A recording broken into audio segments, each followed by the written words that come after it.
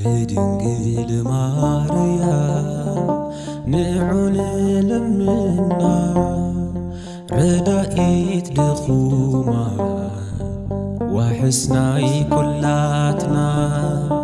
ረዳኢት ድኹማ ዋሕስናይ ኩላትና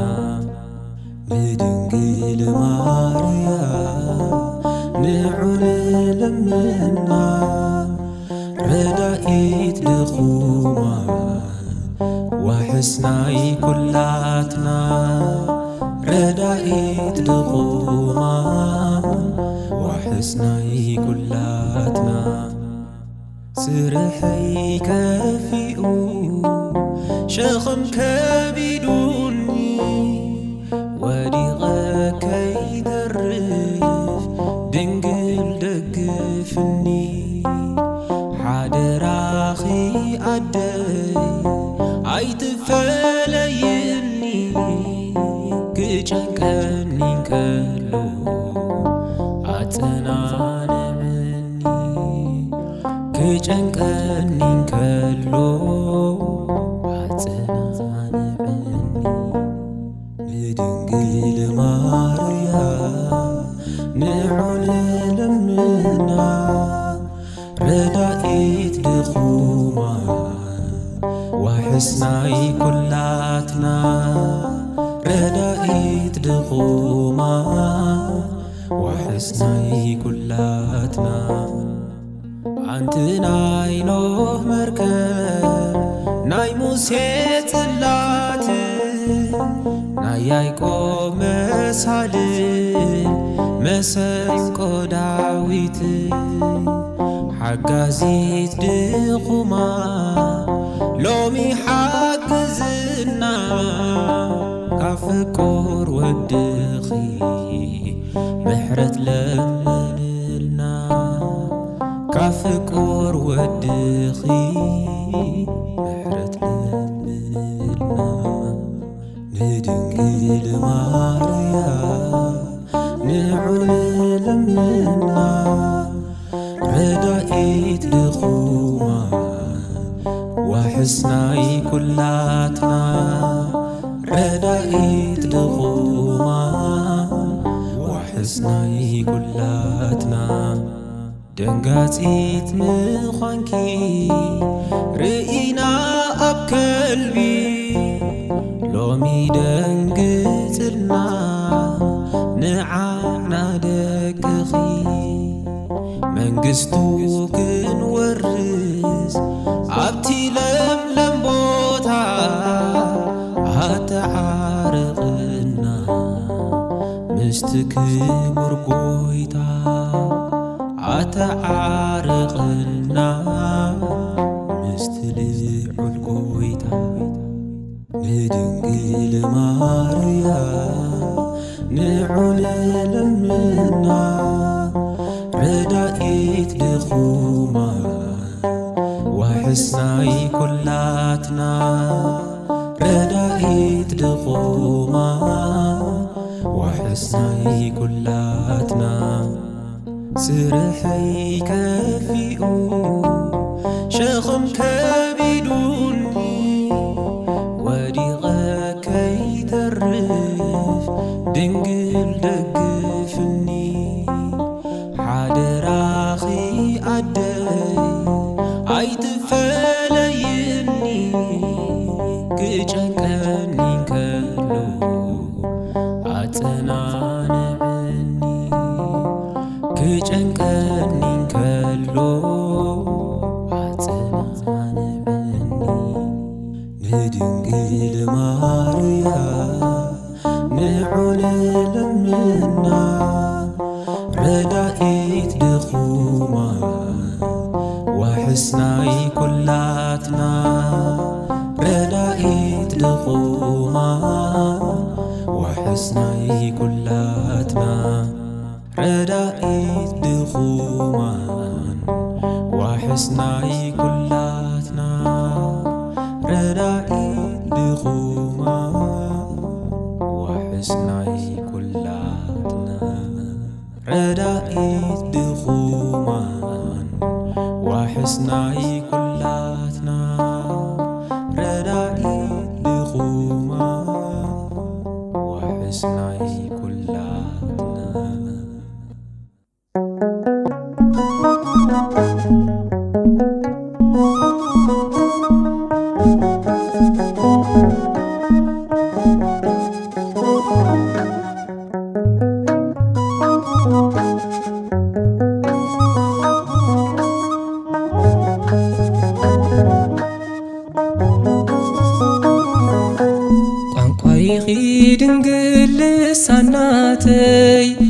መልሲ ዝረኽበልኪ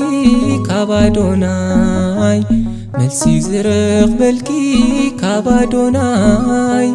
ብኣኺ ቀሪበና ባምላኸይ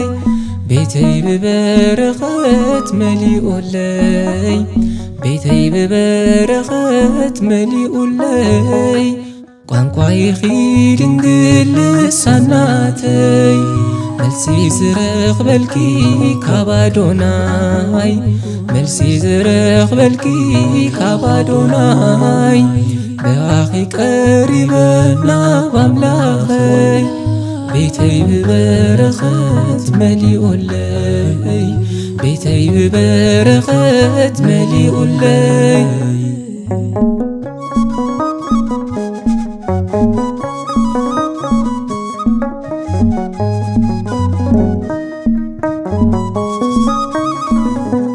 በየናይ ምግባረይ ቅድሚኡ ዝቖምኩ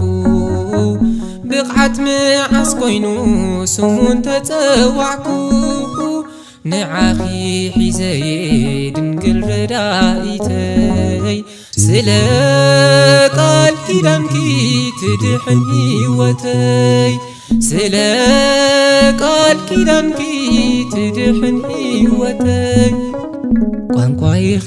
ድንግል ልሳናተይ መልሲ ዝረኽበልኪ ካብ ኣዶናይ መልሲ ዝረኽበልኪ ካብ ኣዶናይ ብኣኺ ቀሪበና ባምላኸይ ቤተይ ብበረኸት መሊኡለይ ቤተይ ብበረኸት መሊኡለይ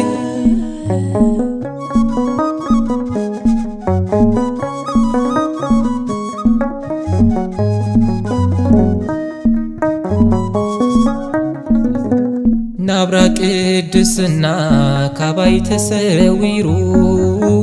ብስርቂ ብሓሶት ሁነይ ተደፊኑ ብልመና ድንግል ብኣደ ብዙኻን እነሆ ይዝምር ከም ኩሎም ቅዱሳን እነሆ ይዝምር ከም ኩሎም ቅዱሳን ቋንቋይኺ ድንግል ልሳናተይ መልሲ ዝረኽበልኪ ካብ ኣዶናይ መልሲ ዝረኽበልኪ ካብ ኣዶናይ ብኣኺ ቀሪበና ባምላኸይ ቤተይ ብበረኸት መሊኡለይ ቤተይ ብበረኸት መሊኡለይ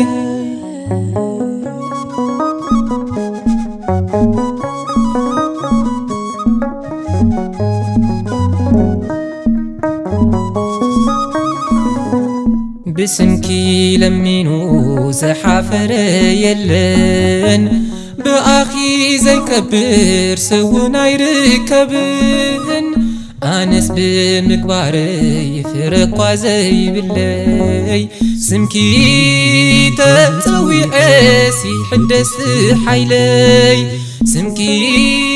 ተፀዊዐስ ይሕደስ ሓይለይ ቋንቋይኺ ድንግል ልሳናተይ መልሲ ዝረኽበልኪ ካብ ኣዶናይ መልሲ ዝረኽበልኪ ካብ ኣዶናይ ብኣኺ ቀሪበና ባምላኸይ ቤተይ ብበረኸት መሊኡለይ ቤተይ ብበረኸት መሊኡለይ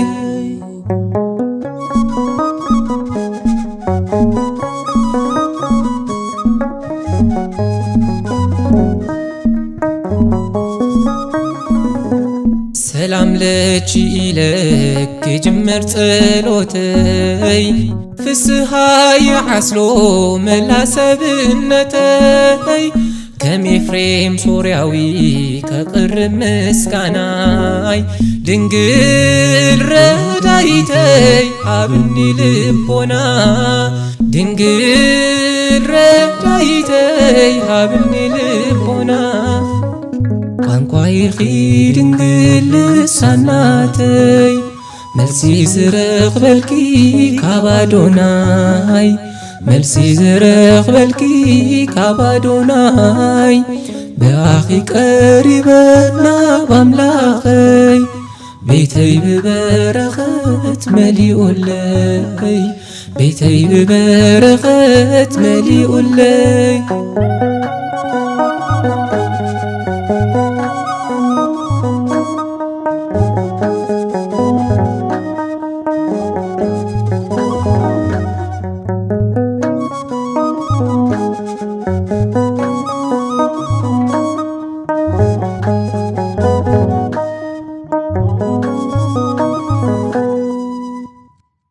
ዘበዕብራይስጢ ማሪሃም ማሪሃም ዲሂል መርህ ለመንግሥተ ሰማያት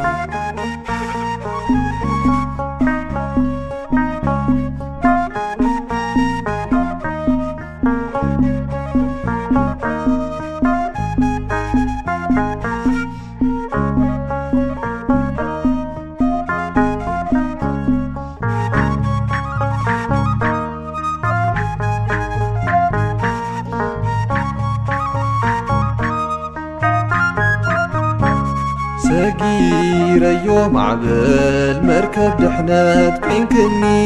ዘሚረልኪ ድንግል ዜማ ምህርክኒ ፍቕሪ ወሊድኪ ሕይወት ዘለዓለም ማሪሃም ማሪሃም ድንግል ማርያም ፍቕሪ ወሊድኪ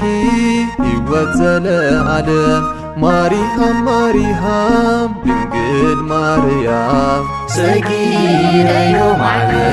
መርከብ ድሕነት ኮንክኒ ዘሚረልኪ ድንግል ዜማ ምህርክኒ ፍቕሪ ወሊድኪ ሕይወት ዘለዓለም ማሪሃም ማሪሃም ድንግል ማርያም ፍቕሪ ወሊድኪ ሕይወት ዘለዓለም ማሪሃም ማሪሃም ድንግል ማርያም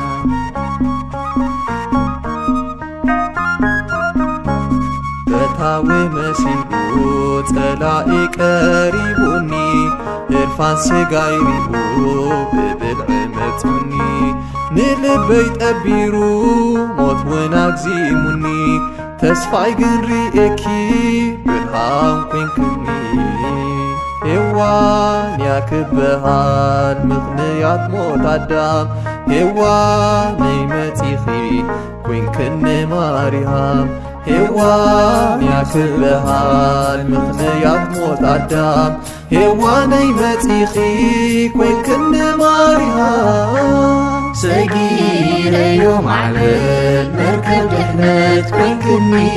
ዘሚረልኪ ድንግል ዜማ ምህርክኒ ፍቕሪ ወሊድኪ ሕይወት ዘለዓለም ማሪሃም ማሪሃም ድንግል ማርያም ፍቕሪ ወሊድኪ ሕይወት ዘለዓለም ማሪሃም ማሪሃም ድንግል ማርያም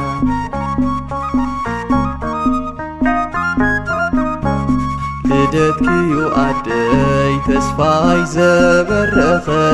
ንጐይታ ኣምፂኡ ሞተይ ዝደምሰሰ ጓድእያ ጨምሃና እተዊና ቤተይ ድምፅኺ ሰሚዑ ክሰራሰር ልበይ ካባኽዩ ማርያም ተረኺቡ ዓወት ክዝምረልክየ ናይ ውሽጠይ መቕረት ካባኽዩ ማርያም ተረኺቡ ዓወት ክዝምረልክየ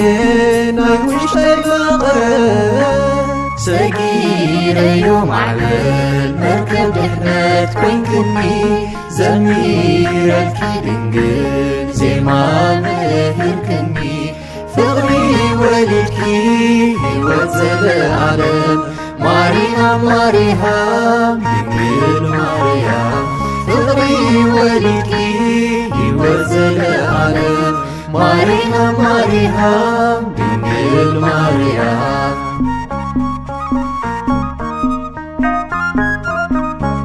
ብግብፂ ክትሓልፊ ኣብ ግዜ ስደትኪ ምዕረፊ ዝኸውን ቦታ ተሰኣንኪ ዘይበቆ ክንሰይ ኣባይ ክትእንገዲ ምስ ወድኺ ድንግል ናባይ ተሰደዲ ንነፍሰይ ኤልሳቤጥ ዝበጽሓ ዘይብላ ህርፋንኪ ኣለዋ ድንግል ኣደ ጐይታ ንነፍሰይ ኤልሳቤጥ ዝበጽሓ ዘይብላ ህርፋንኪ ኣለዋ ድንግል ኣደ ጐይታ ሰጊረዮ ማዕበል መርከብ ድሕነት ኮይንክኒ ዘሚረልኪ ድንግል ዜማ ምህርክኒ ፍቕሪ ወሊድኪ ሕይወት ዘለዓለም ማርያም ማርያም ድንግል ማርያም ፍቕሪ ወሊድኪ ሕይወት ዘለዓለም ማርያም ማርያም ድንግል ማርያም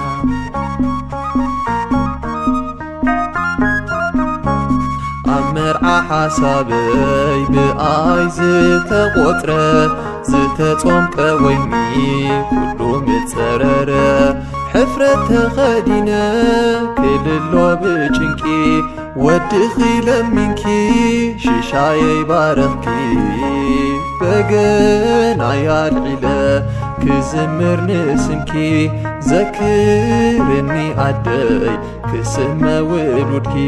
በገናይ ኣልዒለ ክዝምር ንስምኪ ዘክርኒ ኣደይ ክስመ ውሉድኪ ሰጊረዮ ማዕበል መርከብ ድሕነት ኮይንክኒ ዘሚረልኪ ድንግል ዜማ ምህርክኒ ፍቕሪ ወሊድኪ ሕይወት ዘለዓለም ማርያም ማርያም ድንግል ማርያም ፍቕሪ ወሊድኪ ሕይወት ዘለዓለም ማርያም ማርያም ድንግል ማርያም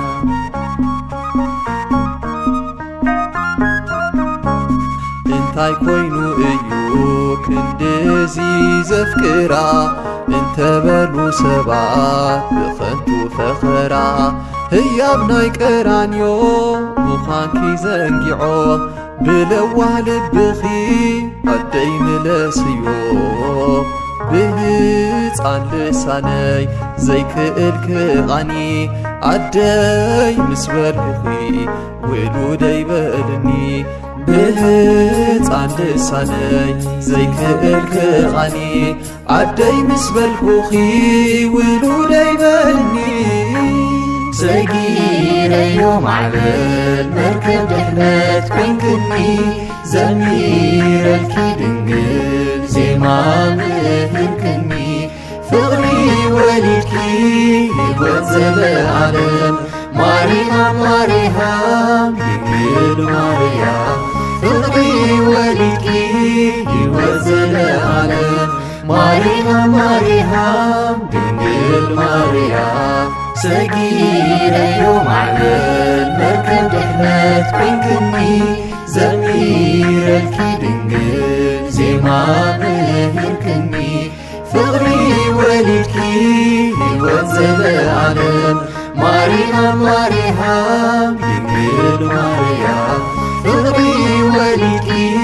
ሕይወት ዘለዓለም ማርያም ማርያም ድንግል ማርያም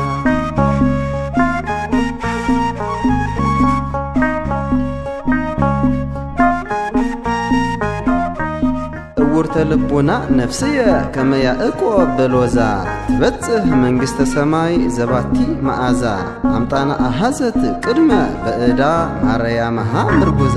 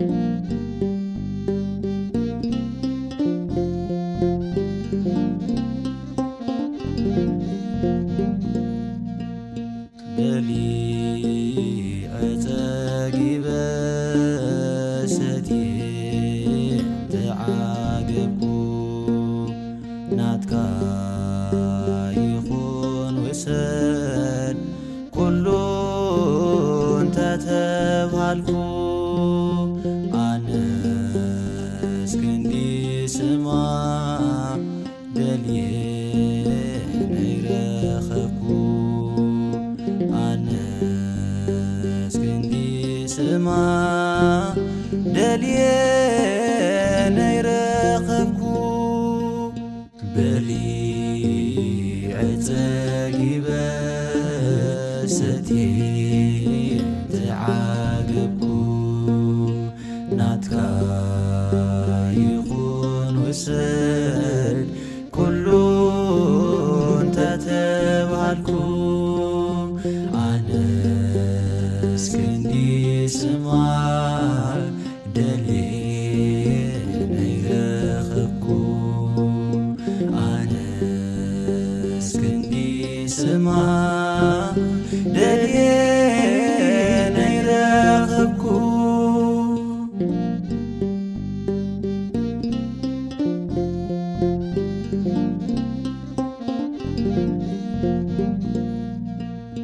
ናይዛ ዓለም ነገር ባዶ እዩ ከንቱ ንግሆ ዝተበልዐ ይጠፍእ ንእለቱ ንመሪር ህይወተይ ጣዕሙ ዝቕይሮ ማርያም ዝብል ስምዩ ፍጹም ዘመክሮ ማርያም ዝብል ስምዩ ፍጹም ዘመክሮ በሊዕ ፀጊበ ሰትየ ተዓገብኩ ናትካ ይኹን ውሰድ ኩሉ እንተተባሃልኩ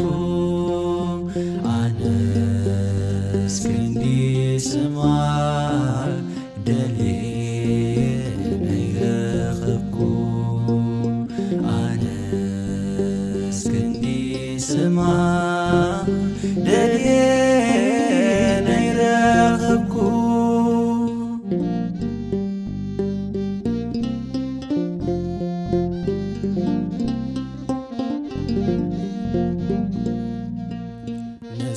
ንስኺ ዘይብሉ ትርጉም አልቦ እዩ ድንግል ብዘይባኺ ትምቁር እረዩ ካብ ዝጠዓምክዎ ልምሉም ብሱል ፍረ ማርያም ዝብል ስምዩ ፍጹም ዝመክረ ማርያም ዝብል ስምዩ ፍጹም ዝመክረ በሊዕ ፀጊበ ሰትየ ተዓገብኩ ናትካ ይኹን ውሰድ ኩሉ እንተተባሃልኩ ኣነስ ክንዲ ስማዕ ደልየ ነይረኸብኩ ኣነስ ክንዲ ስማዕ ደልየ ነይረኸብኩ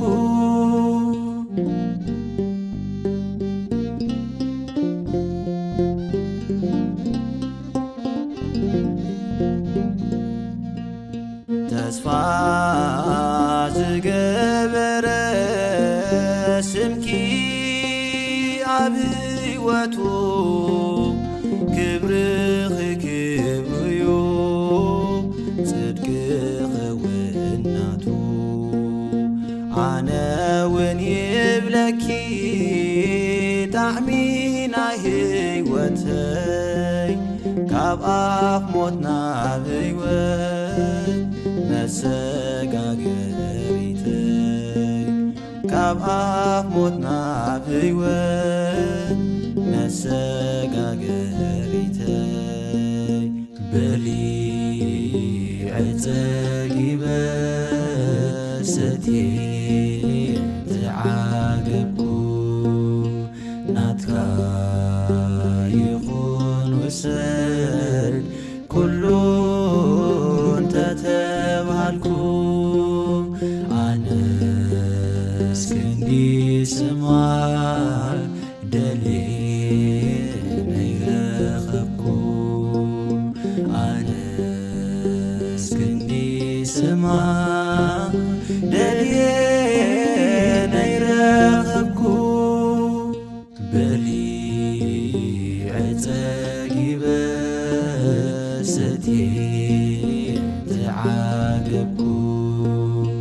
ናትካ ይኹን ውሰድ ኩሉ እንተተባልኩ ኣነስ ክንዲ ስማዕ ደልየ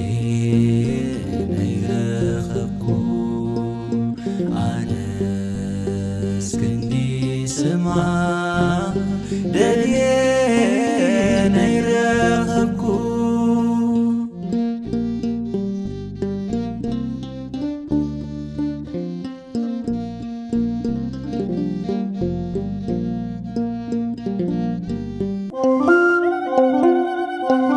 በዛቲ ድንግል ኪዳነ ምሕረት እስመ ባቲ ተሞአ ሞት ወተቀጥቀጠ ጸላኢ በዛቲ ድንግል ኪዳነ ምሕረት እስመ ባቲ ተሞአ ሞት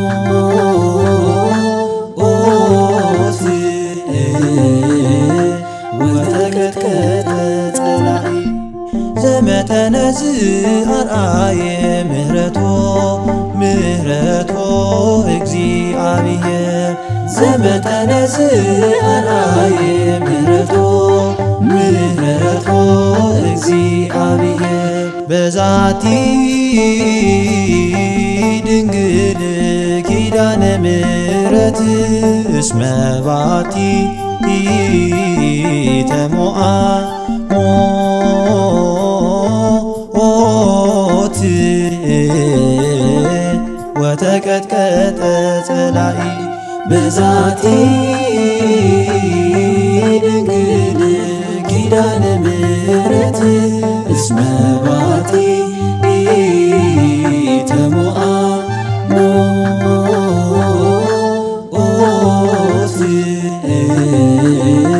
ወተቀጥቀጠ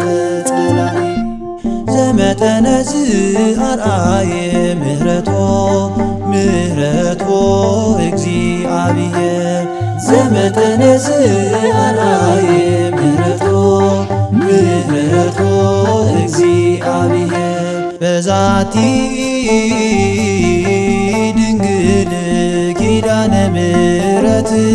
እስመ ባቲ ተሞአ ሞት ወተቀጥቀጠ ጸላኢ በዛቲ ድንግል ኪዳነ ምሕረት እስመ ባቲ ተሞአ ሞት ወተቀጥቀጠ ጸላኢ ዘመጠነ ዝአርአየ ምህረቶ እግዚአብሔር ዘመጠነ ዝአርአየ ምህረቶ እግዚአብሔር ዘመጠነ ዝአርአየ ምህረቶ እግዚአብሔር ንሞት አዳም ክድምስስ ምስተንስአ ክርስቶስ ሻቡ ተሓጐስና ብትንሣኤ ጐይታና ሓደ ነገር ግን ኣሻቒሉና ኣዳምሲ ብዳግማይ ኣዳም ተተኪኡ ኣብ የማን ኣቦ ኾይኑ ቦትኡ ሄዋን ከታይ ትኹን ዝኣዲ ኹላትና ትንሣኤ ክህልዋ ድዩ ከም ኣዳም ኣቦና ኣምላኽና ፈቃር ንሕቶ ውሽጥና ኣቐዲሙ ሰሚዑ ንሄዋና ተንስኣ ብድንግል ኣዲኡ ኣብ የማን እውን ኣቆማ ዘውዳ ኣኽሊል ደፊኡ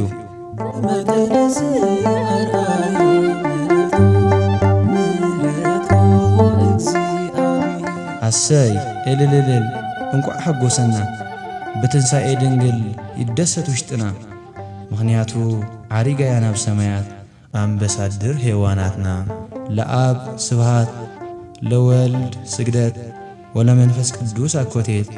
ዘአልዓላ ለጽዮን እምኩሉ ዓለማት ወዘአክበራ እምኩሉ ፍጥረት አሜን።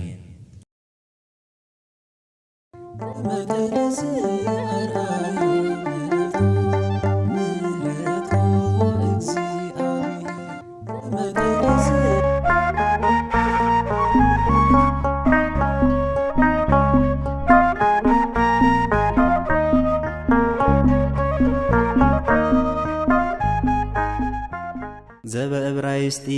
ማሪሃም ማሪሃም ብሂል መርህ ለመንግሥተ ሰማያት ብዕብራይስጥ ማሪሃም ማሪሃም ማለት መራሒት መንግሥተ ሰማያት ማለት እዩ። ይረዮ ማዕበል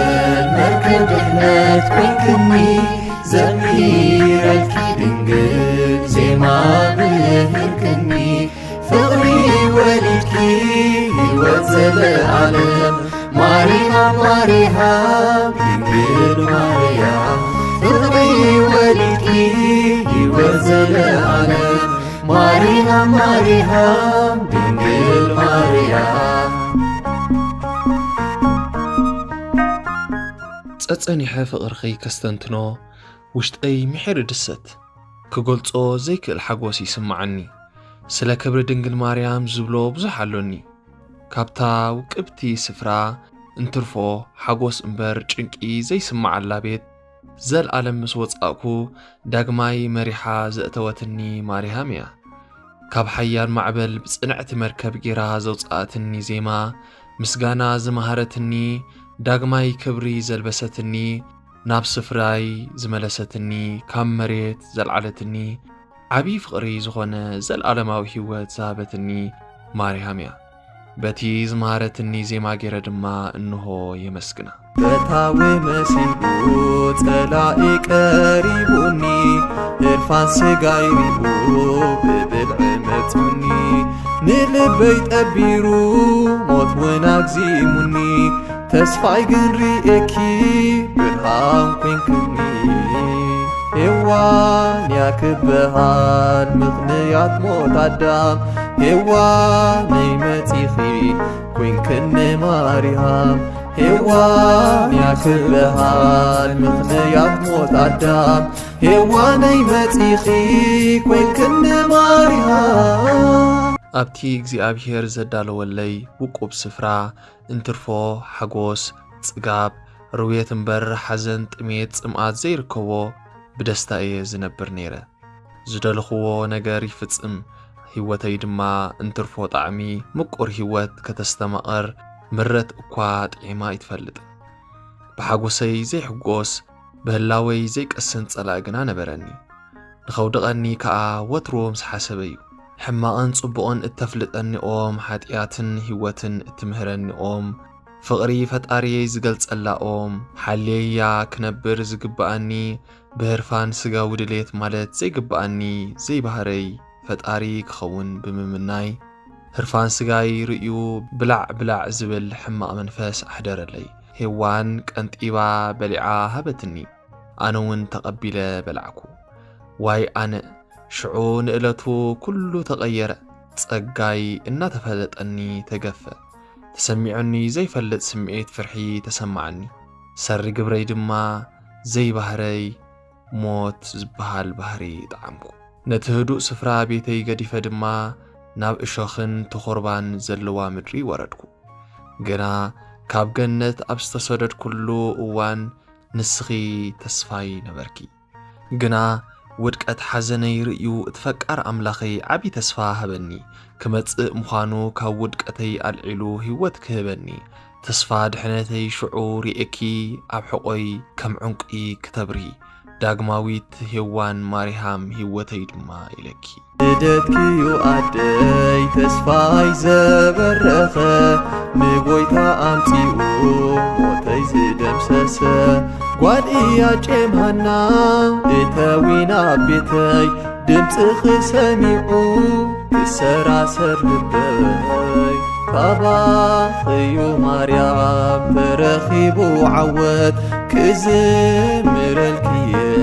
ናይ ውሽጠይ መቕረት ካባኸዩ ማርያም ተረኺቡ ዓወት ክዝምረልክየ ናይ ውሽጠይ መቕረት ሰሪ ግብረይ ኣብ ሲኦል ኣብ ዝነበር ኩሉ ግዜ ሓደ መዓልቲ ግና ተስፋይ ዘበረኸ ጥዑም ብስራት ካብ ደብረ ሊባኖስ ሰማዕኩ። እታ ብረቲ ዕንቂ ጓልጓለይ ዝኾነት ህፃን ካብ ኢያጬምን ሃናን ተወሊዳ እንሆ ሓጎስ ድማ ኾነ። ኣብ ቤታ ማህፀን ተባሪኻ ንጽህቲ ውላድ ብምውላዳ ዓመታት መብፅዓ ድሕነተይ ክፍጸም ስለ ዝቐረበ ድማ ተስፋይ ኣበረኽኩ። ዕድለኛ እየ ንስኺ እንተዘይትህልዊ እግዚኣብሔር ንዓኺ እንተዘይሂበኒ እንታይ ምገበርኩ እናበልኩ ወትሩ ንነፍሰይ ሓታ ስራሕ እግዚኣብሔር እጹብ እዩ። ኣደ እቲ ሰማይ ዝዝፋኑ ምድሪ መርገጽ እግሩ ዝኾንኪ ንጽህቲ ወላዲት ኣነ ድማ ህይወተይ ኢኺ ኢለኪ። ፍስሓ ኮይኑልና ብልደት ኣዴና ኣደ ብዙሓን ማርያም ጓል ኢያጬም ሃና ብርሃን መብራህትና ናይ ጸልማት ልብና ንጽህተ ንጹሃን ድንግል ይብጽሕኪ ምስጋና። ብግብፂ ክትሓልፊ ኣብ ግዜ ስደትኪ መዕረፊ ዝኸውን ቦታ ተሰኣንኪ ዘይበቆ ክንሰይ ኣባይ ክትእንገዲ ምስ ወድኺ ድንግል ናባይ ተሰደዲ ንነፍሰይ ኤልሳቤጥ ዝበጽሓ ዘይብላ ህርፋንኪ ኣለዋ ድንግል ኣደ ጎይታ ንነፍሰይ ኤልሳቤጥ ዝበጽሓ ዘይብላ ህርፋንኪ ኣለዋ ድንግል ኣደ ጎይታ። ኣብ ዝነበር ኩሉ ጸላም ዝመልኦ ስፍራ ኮይነ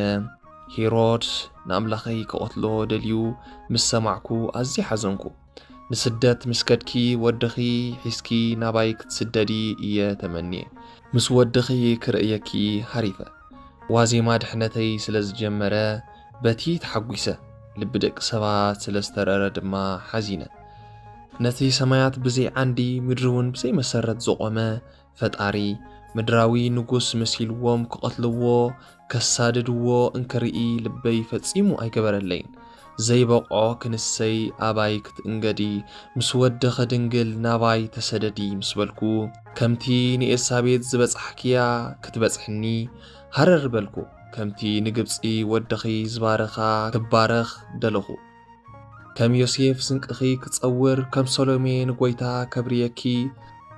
ከምቲ ኣድጊ እውን እንተኾነ ኣብ ዝባነይ ክጾረኪ ተተምነኹ። ምምጻእ ውሉድኪ ናባይ ክቕልጥፍ ኣዝየ ተሃወኽኩ። ስለ ውዕለቱ ከመስግን ድማ ንጸሎት ነቓሕኩ። ዓመታት ድሕነተይ ብግብሪ ክፍጸም ስለ ዝቐረበ ሓጎሰይ ክገልጽ ዘሚረ ሸብሺበ ኣብ መርዓ ሓሳበይ ብኣይ ዝተቖጥረ ዝተጾምቀ ወይኒ ኩሉ ምጸረረ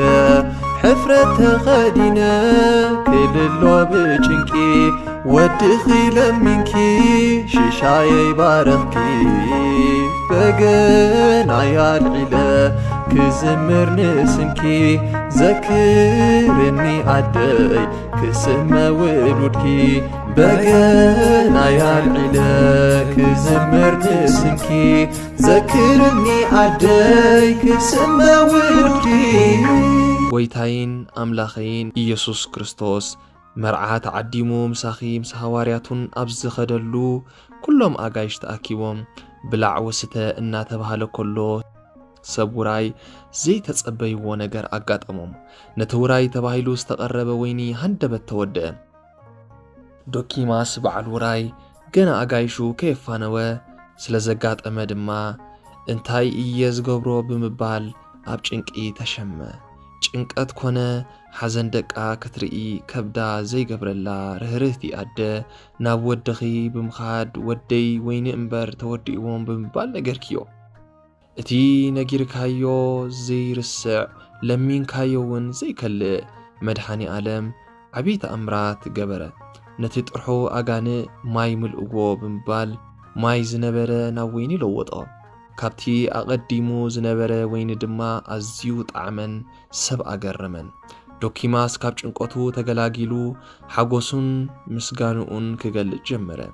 ምስጋናይ ክገልጾ ፈጺመ ይኸብደኒ፣ ውዕለትኪ ከዘንትዎ ድማ ቃላት ይሓጽረኒ። ኣብ ግዜ ውድቀተይ ኣብ ግዜ ጭንቀይ ጸግዒ ዝኾንክኒ ንሕፍረት ውሽጠይ ዝኸድን ካባ ዘልበስክኒ እኮ ንስኺ ኢኺ። ንዶኪማስ ወራይ ቤቱ ኣጸበቕኪ፣ ንዓይ ድማ ታሪኽ ህይወተይ ለወጥኪ፣ ኣብ ልበይ ድማ ዘይሃስስ ስኽሪ ገደፍኪ። ናብ መርዓ ሰማያት ንኽኣቱ ዘኽኣልክኒ፣ ክዳን መርዓ ኣልቢስኪ ብርሃን ዝሃብክኒ፣ ሕፍረት ውሽጠይ ኣሊኺ ርእሰይ ዘቕናዕክኒ፣ ሰላም እብለኪ ምስ ፍቑር ወድኺ። እንታይ ኮይኑ እዩ ክንድዚ ዘፍቅራ እንተበሉ ሰባት ብኸንቱ ፈኸራ። ህያብ ናይ ቀራንዮ ምዃንኪ ዘንጊዖም ብለዋህ ልብኺ ኣደይ ምለስዮ። ብህፃን ልሳነይ ዘይክእል ክቓኒ ኣደይ ምስ በልኹኺ ውሉደይ በልኒ። ብህፃን ልሳነይ ዘይክእል ክቓኒ ኣደይ ምስ በልኹኺ ውሉደይ በልኒ። ጽቡቕ ዝገበረልካስ ወይ ግበረሉ ወይ ድማ ንገረሉ ከም ዝበሃል ክገብረልኪ ዓቕሚ ይውሕደኒ። ግና ክነገረልኪ እየ ዝገበርክለይ ኩሉ ነቲ ኣመስጋኒ ክኸውን ዝተፈጥረ ልሳነይ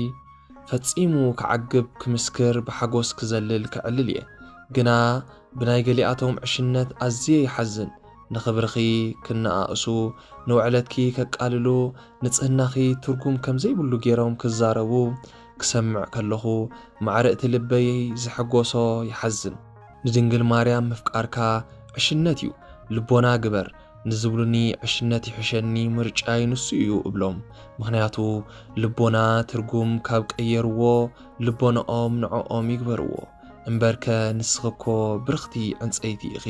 ዕፀ ህይወትን ዕፀ መድሃኒትን ኣብ ክንዲ እታ ናይ ገነት ዕፀ ህይወት ኣብ ምድሪ ዕፀ ህይወት ዝኾንኪ ኢኺ። ፍሬኺ ፍረ ህይወት እዩ፣ እቲ ካብኡ ዝበልዕ ድማ ናይ ዘለዓለም ህይወት ኣለዎ። ብርኽቲ ኣደይ በቲ መሊኡ ዝፈስስ ለውሃትኪ ካብ ዕሽነቶም ንኽምለሱ ለምኒ። በቲ ብርቱዕ ኩናት ፍቕርኺ ንልቦም ድማ ወጊእኪ ኣድሚ። ከም ምቁር እንጌራ በሊዐ ዘይጸግቦ ንማንም ሰብ ኣለኒ ኢለ ዝህቦ ፍቕርኺዩ መለክዒ ዋጋ ዘይርከቦ። ማርያም ማርያም ኣብ ጸጽባሕ መልእሉ እቲ ዝጐደሎ። እውርተ ልቡና ነፍስየ ከመ ያዕቆብ በሎዛ ትበጽሕ መንግሥተ ሰማይ ዘባቲ መዓዛ። ኣምጣና ኣሃዘት ቅድመ በእዳ ማርያምሃ ምርጉዛ። ዓይነ ልቦናኣ ዝዓወረት ነፍሰይ ከምቲ ያዕቆብ ብሕልሙ ኣብ ሎዛ መሳልል ዝረኣየ ነፍሰይ ከዓ ኣብታ ጥዑም መዓዛ ዘለዋ መንግሥተ ሰማይ ክትበጽሕ እያ። ምኽንያቱ ንድንግል ማርያም ምርኩሳ ስለ ዝሓዘት። ስብሐት ለእግዚአብሔር ወለወላዲቱ ድንግል ወለመስቀሉ ክቡር።